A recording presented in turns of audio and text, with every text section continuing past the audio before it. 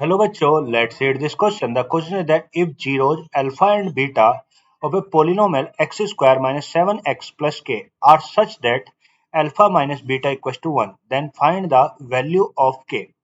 बोलता है ये जो पोलिनोमियल हमें दे रखा है x square minus 7x plus के,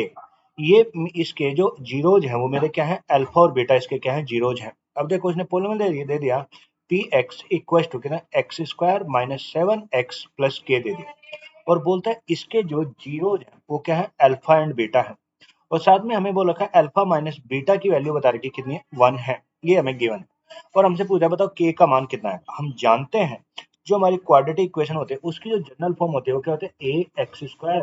plus B X plus C general form होती है इक्वल टू ये मैं जनरल फॉर्म में जो मेरी क्वाड्रेटिक इक्वेशन होती है इसकी जनरल फॉर्म ये होती है। तो अगर मैं यहाँ पे इसके जीरोस की बात करूँ, अगर हम यहाँ पे दो मेरी आइडेंटिटी होती है ये होते हैं कि जो सम ऑफ जीरो होता है एक तो alpha plus beta, alpha plus beta क्या होता है इसके अकॉर्डिंग माइनस का बी बाई ए होता है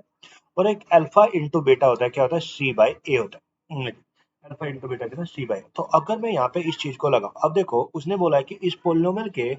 जो मेरे रूट जीरो है वो कितना अल्फा और बीटा, तो अगर हम यहाँ पे लगाएं तो अल्फा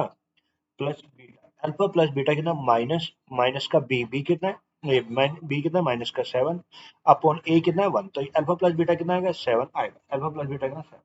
और अल्फा इंटू बीटा, अगर मैं अल्फा इंटू बीटा निकालू तो alpha into beta C by और सी कितना है के है और ए कितना है 1, तो ये आ गया के। अब देखो हमारे पास एक तो उसने हमें दे रखी थी alpha minus beta equal to 1 और एक मैंने निकाले alpha plus beta equal to 7।